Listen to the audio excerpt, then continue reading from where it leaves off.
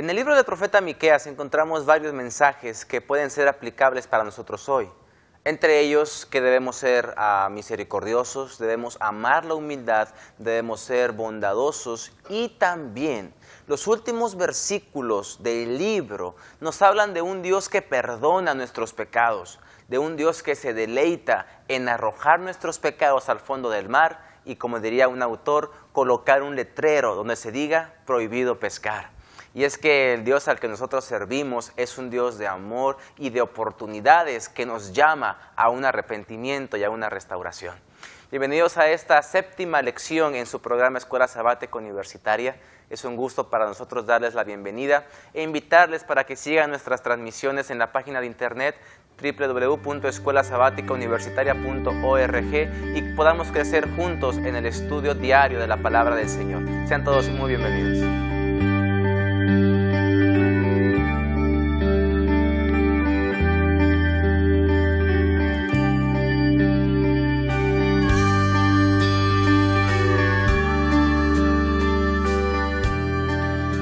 Sean bienvenidos a esta nueva edición de su programa Escuela Sabática Universitaria. Mi nombre es Jorge Cavazos. Es un gusto para mí darles la bienvenida a este repaso de la lección número 7 de este segundo trimestre. Hemos estado viendo las importantes lecciones que extraemos de los libros de los profetas menores.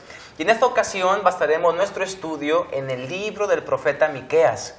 Y para ello he invitado a 3 amigos de la Universidad de Montemorelos para que compartan sus puntos de vista y quiero que ustedes también les conozcan.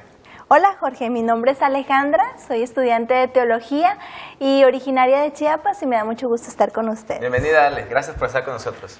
Hola, ¿qué tal? Soy Arlene Citalán, soy también originaria de Chiapas y me da mucho gusto estar aquí con ustedes. Gracias Arlene, bienvenida. Muchas gracias Jorge por la invitación, yo soy José Rogelio Facio Torres, soy de Durango, estoy en 4º año de Teología, ya por fin a graduar con mi amigo Jorge, y es un gusto estar aquí con ustedes. Y también con nuestra colega, también, Alejandra. Nuestra colega Alejandra. Gracias, Rogelio, a Arlene y Ale, por darse la oportunidad, ¿verdad?, de estar con nosotros. Apreciamos mucho eso. Y pues vamos a comentar esta lección, ¿verdad? Vamos a pasar un buen momento compartiendo puntos de vista y opiniones. Para ello, quisiera invitar a Arlene para que nos dirija en oración, por favor, para comenzar. Claro. Amante Padre que estás en los cielos, santificado sea tu nombre. Señor, te damos muchas gracias porque hasta este momento has sido con nosotros. Invitamos, Señor, a que estés con nosotros, sigues estando con nosotros en este repaso de la lección y que tu Espíritu Santo pueda iluminar nuestras mentes para hacerlo mejor. En el nombre de Jesús, amén. Amén. Amén. Muy bien, como es el título general del trimestre, estamos viendo cómo los profetas menores, entre comillas, pues digo entre comillas porque no es que sean menos importantes que los profetas mayores, como ya hemos mencionado, sino cómo podemos extraer lecciones vitales para nuestra vida como jóvenes de estos escritos. Y la primera pregunta que se me viene a la mente es, ¿cómo se sentirían ustedes si Dios los hubiese llamado como un profeta en el Antiguo Testamento, en el Antiguo Israel? Por ejemplo, Arlene, ¿cómo te hubiera sentido que Dios te pusiera, te llamara como profetisa, Rogelio como profeta, Ale como profetisa? ¿Cómo se sentirían? En especial para mí sería un gran privilegio, como un privilegio estar aquí con ustedes. Sin embargo, sería un tanto de temor, de miedo, porque pues los ojos del pueblo estarían sobre mí, ¿no? Porque soy un líder espiritual, ahora elegido por Dios. Creo que tendría un poco de miedo. Ok, Rogelio. Fíjate que desde antes de venir a estudiar teología, yo tenía una inquietud en cuanto a las cosas de Dios. Y para mí hubiera sido lo mejor que me hubiera pasado en la vida, haber sido un profeta. A pesar de las adversidades que se les presentan en la vida, Dios me ha hecho pasar por muchas etapas en mi vida fuertes que me hubiera gustado realmente tener un propósito de esa índole. Ser un profeta y decir, mi vida tiene un sentido aún mayor que lo que puede ser por decisión propia. Ok, Arlene, ¿cómo te hubiera sentido? Pues yo hubiera sentido una gran responsabilidad. Siempre quise ponerme en lugar de Elena G. White. Me gusta mucho leer sus escritos y el simple hecho de que ella haya aceptado el llamado de Dios, eso me hace pensar en que, pues, o sea, Dios también hay una manera en que nos llama y pues hubiera sentido mucha responsabilidad y el estar siempre consagrados a Dios. De esa manera. Es bien interesante, ¿no? Cuando escuchamos la palabra profeta, se nos vienen estos grandes hombres, Isaías, Jonás, Ezequiel, Jeremías, etcétera, que profetizaron mensajes futuros para la nación. Pero es bien interesante que un profeta, Rogelio, lo hemos visto en clases, Arlene, lo hemos comparado en clases, un profeta no es solamente aquel que predice un acontecimiento futuro, Claro. sino un profeta, ¿cuál es su función principal? Es un guía. Es un guía, Una instrucción también. es un instructor, es un portavoz de de Dios. la palabra de Dios. Es a todo aquel que comparte el mensaje de Dios para el pueblo, se puede constituir como un profeta. En cierto sentido, Arlene, somos profetas de Dios. ¿Tú sabías eso? Entonces, ¿cómo te sientes al tú tener esta idea en tu mente? Pues yo me siento con un gran privilegio de que Dios me ha elegido como una profetisa y dar el evangelio, dar el mensaje, entonces yo me sentiría muy, muy afortunada. Y yo creo que todos nos sentiríamos así. Pero fíjense, una de las facetas de los profetas era que estaban dispuestos a sufrir por el pueblo. A veces no nos gusta sufrir, ¿verdad, Ale? Nos gusta la comodidad, Exacto. tener una casa, buen vestido, que no nos falte la comida, ¿verdad? Y eso no es que esté mal, ¿No? sino que a veces ponemos eso por encima de nuestra responsabilidad. Así es. ¿Sabes, Jorge? Algo muy especial con los profetas cuando sufrían.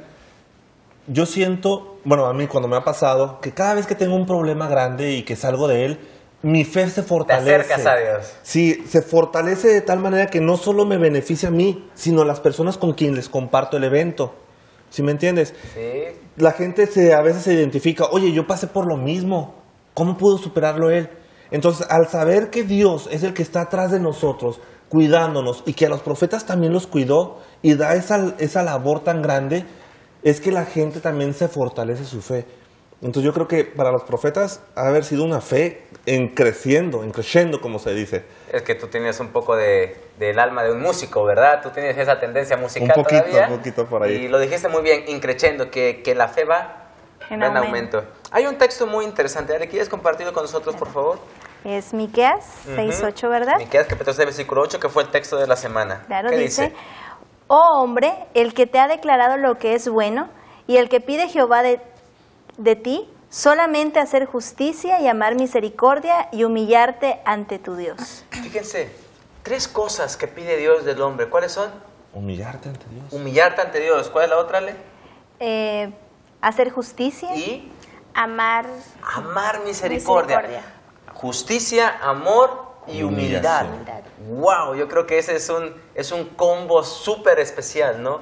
Pero a veces en nuestra vida tenemos apariencias que bueno, las exteriorizamos a las personas, pero por dentro somos diferentes. Por ejemplo, algo bien sencillo, el tema del sábado.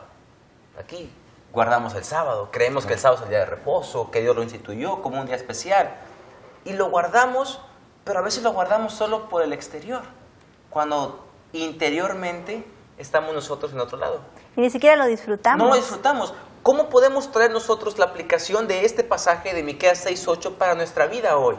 Dios no pide tantos sacrificios, no pide tanto libaciones, sino pide una conducta entregada a Él. ¿Cómo podemos aplicar esto, Rogelio, hoy? Mira, yo lo pongo sencillo en cuanto al sábado. A veces yo con mis amigos comentamos, yo le digo, para mí es una pérdida de tiempo dormir en sábado. Y dicen, no, es que es lo más rico, hay que descansar. Se toman el mandamiento muy literal. Exactamente, le digo, oye, pero ¿qué estás haciendo con ese tiempo?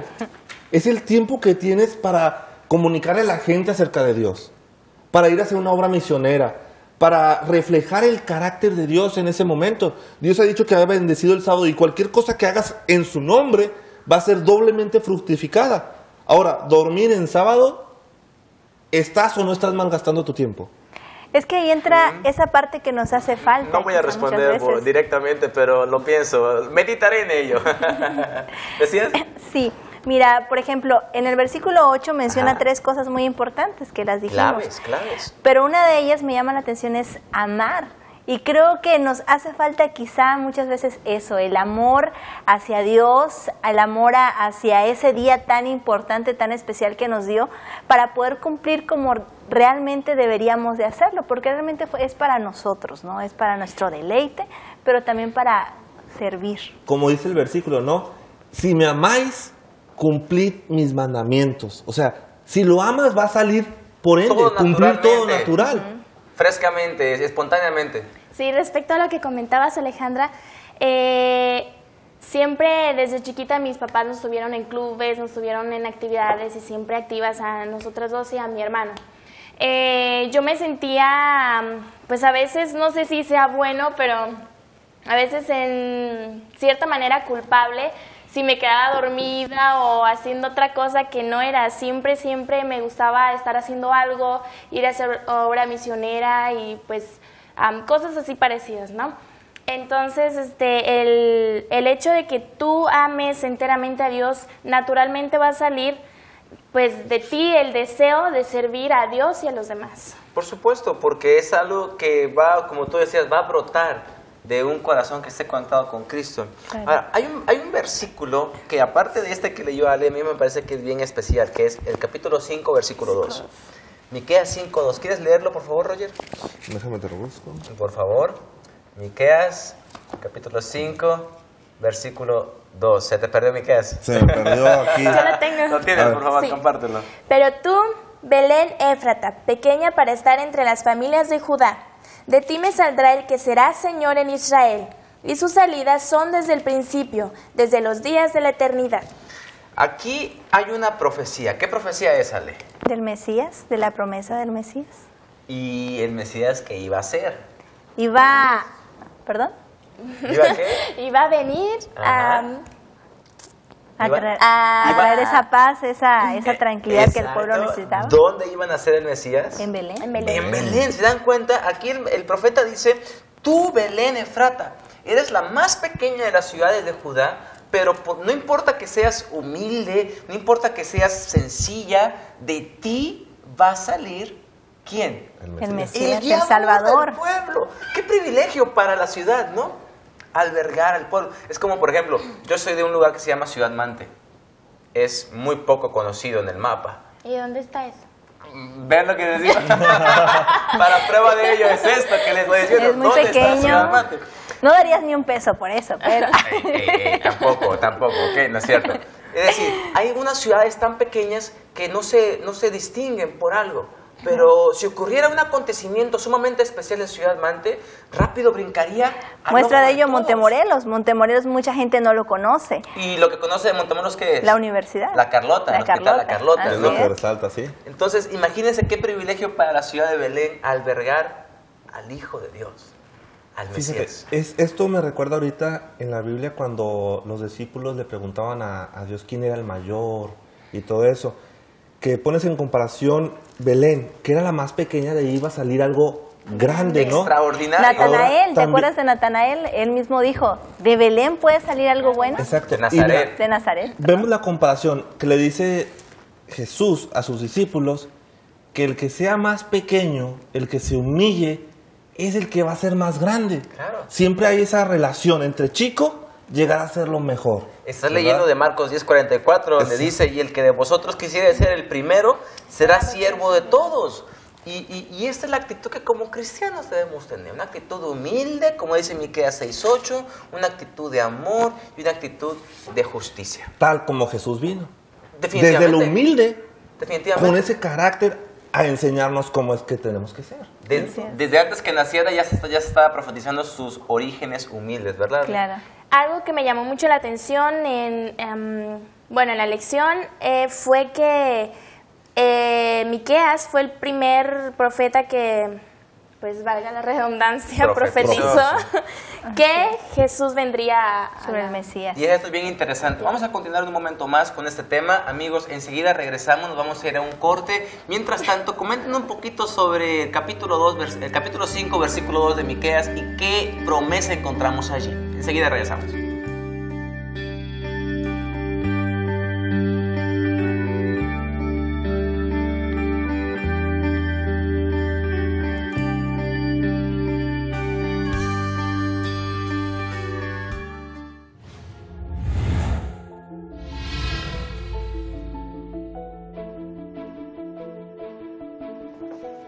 En la banda universitaria tocan estudiantes de todas las carreras y disfrutan de participar en conciertos y música en la iglesia, en la universidad y en otros lugares donde somos invitados. Si participas en la banda durante toda tu carrera, la universidad reconocerá tu participación dándote una certificación que tiene valor curricular. Esta es una de las muchas experiencias curriculares opcionales que podrás incorporar a tu plan de estudio.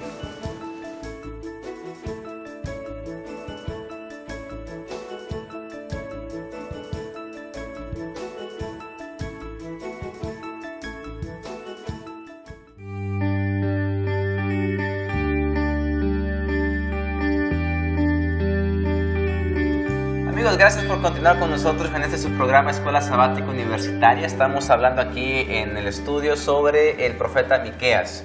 Y hemos visto que ser profeta en el Antiguo Testamento no era nada fácil, ¿verdad? Sí, pues retomando lo que ya habíamos visto hace un momento, el profeta pues sufría con el mensaje que Dios le daba porque no era lo mejor, ¿no? No era lo mejor. Aparentemente. Aparentemente. O quizás no era lo más popular, diríamos. Exacto. No era lo más popular. O lo más cómodo. O lo más cómodo, exactamente. O lo mejor para la persona que se lo estuviera dando. Claro, pero como era el mensaje de Dios, siempre era Lo mejor. lo mejor. Pero continúa. Cerramos el paréntesis. Ajá, pero aquí me llama la atención que pues el dolor de los profetas pues era real, ¿no? Porque veían lo que el pueblo iba a sufrir, lo que iba a pasar. Entonces, pues su dolor era muy, muy profundo y real. Y es bien interesante eso, ¿no? Los profetas, ser profeta era una tarea muy difícil Claro. en aquel entonces. ¿Por qué? Porque el ambiente del pueblo no era el adecuado, ¿verdad, Ale? Así es. De hecho, en la época en la que Miqueas vivió era una época muy difícil. Exacto. No solamente habían profetas de Dios, enviados por Dios, habían profetas falsos. Personas, ministros, en este caso, que tan solo por un salario, por un pago, pues aparentaban O por dar... la popularidad, la fama que trae Claro. consigo el ser enviado de aparentaban ser mensajeros de Dios, ¿sí? Entonces era difícil porque que tú fueras con con un mensaje de Dios como que ya no era tanto creíble porque habían muchos otros más, entonces ¿a quién Dios. creerle? Como que ya te ponían en tela de juicio, en duda, Roger. ¿Sabes? Hablando en cuanto al marco histórico, cuán difícil era y todas las dificultades de, no sé, incluso hasta la muerte.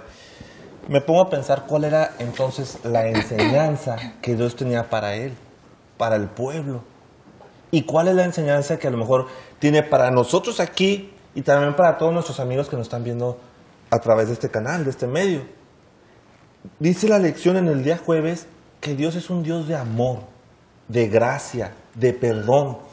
Pero aún en su gracia y en su amor, es tanto eso que ha llegado hasta extremos muy grandes. Cosas que a veces dices, oye, es difícil soportar esto.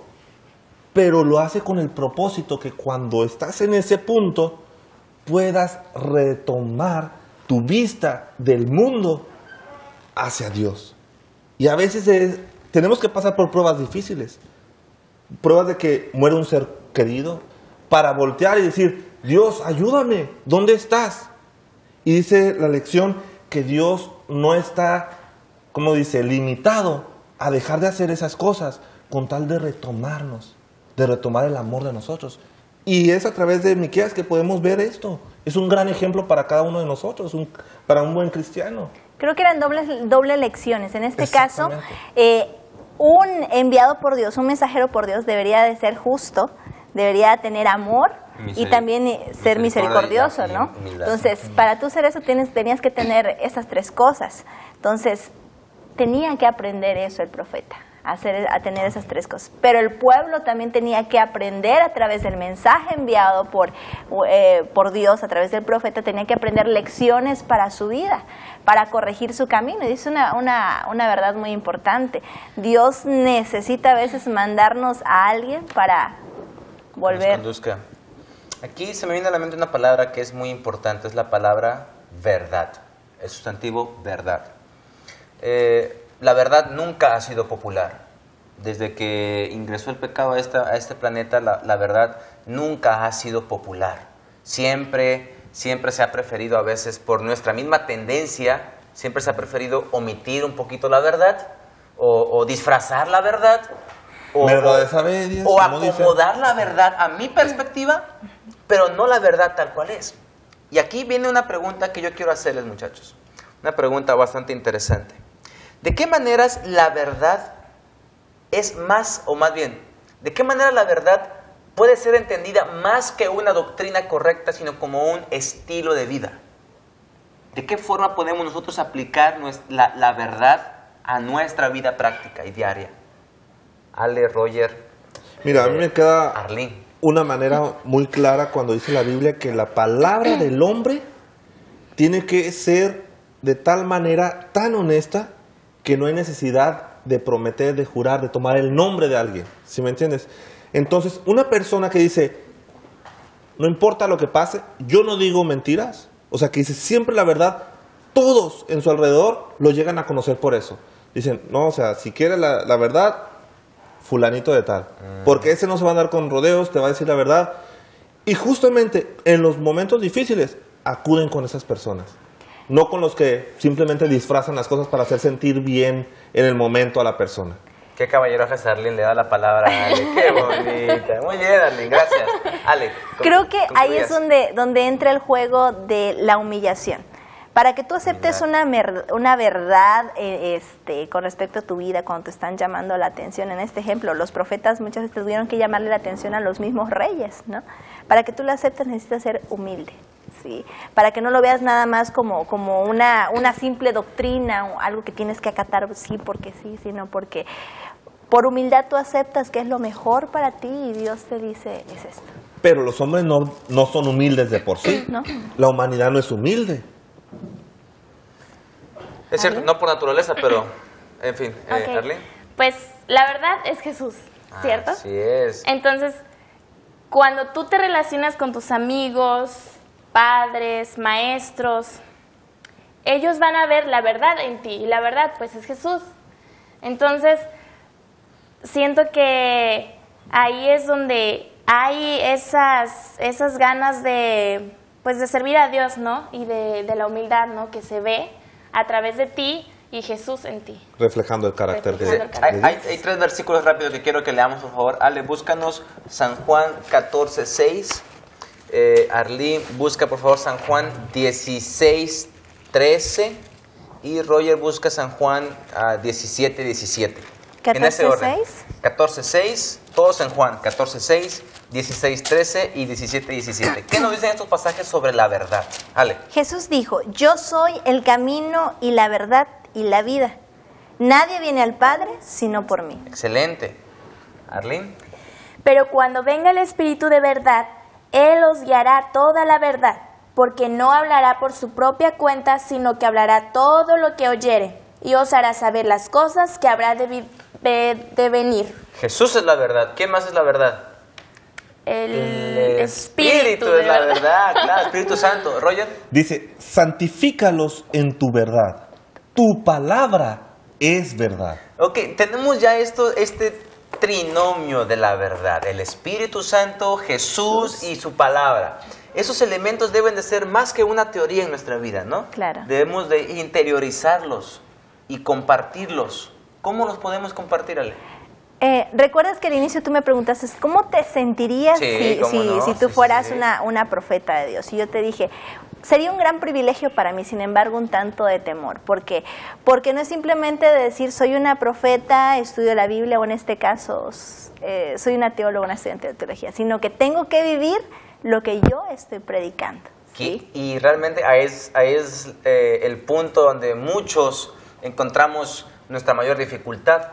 No solamente es predicar, sino vivir lo que predicas. Claro, así es. Y eso es en todos los aspectos de nuestra vida.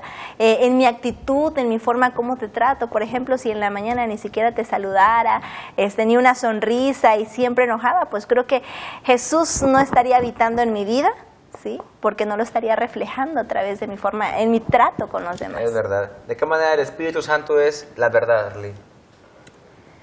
De acuerdo a San Juan 17:13, por ejemplo. Bueno, le cedo lugar a nuestro amigo Roger para que nos conteste esta pregunta. Muy bien, Carlín. A ver, repíteme la pregunta. ¿De qué manera, o en tu caso, de qué manera la palabra de Dios es la verdad? Sencillamente, cuando alguien me pregunta algo ahí en la consejería de capellanía, no le puedo decir simplemente cualquier cosa que le haga sentir bien. Le tengo que decir con la palabra de Dios un versículo y decirle, mira, Dios quiere esto porque aquí lo dice. Y al momento que le muestro el mensaje, quedan con una paz tranquila que dice, bueno, si lo dice Dios, te creo. Porque esa es la verdad, así de simple. Si le doy un consejo propio, va a decir, ¿será que sí funcione? Es por eso, la palabra de Dios siempre va a dar esa confianza y ayuda a dar veracidad a todo. Ahora, hablando aquí en el tema de la verdad, hay una verdad que ha sido la verdad más grande de todos los tiempos, la verdad más impresionante y más importante por la cual hoy nosotros estamos aquí y por la cual nosotros hoy tenemos esperanza de un mundo mejor.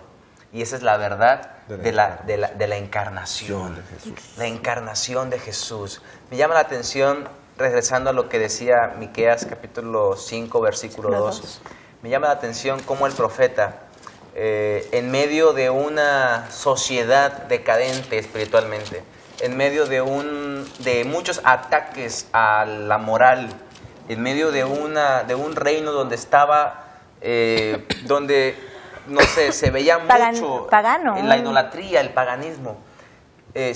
Miqueas, Dios por medio de Miqueas, da un mensaje de esperanza, de que vendría alguien que nacería en Belén, cuyas salidas son desde la eternidad y hasta la eternidad, el mismo Dios encarnado, según lo dice 1 Timoteo 3:16, que Dios fue manifestado en carne, fue puesto en espíritu, etc. Y esa es la más grande verdad, ¿no? ¿Cómo nos sentimos nosotros con esta verdad? Con este comentario terminamos de forma breve, Ale. ¿Cómo te sientes tú con la verdad de la encarnación? La verdad es que me da una esperanza a mi vida. Excelente. Una esperanza para los problemas, para todo lo que tengo que afrontar día con día. Muchas gracias, Arlene. Yo me siento pues privilegiada, siempre digo privilegiada porque para mí es un gran honor el ser hija de Dios, el saber que puso sus manos en la cruz y esos clavos fueron traspasados, sus pies, todo lo que sufrió y sin embargo lo hizo por amor a nosotros. Siento que es algo muy Privilegiada. Roger. hermoso. Fíjate que yo me siento agradecido, honrado, porque esa verdad, haz de cuenta, vino Dios mismo a sufrir por mí. Bien, amigos, gracias por su tiempo, por estar con nosotros. Y a ustedes, amigos que nos ven y nos oyen, gracias por sintonizarnos. Les veremos la próxima ocasión con un programa más de Escuela Sabática Universitaria. Hasta pronto.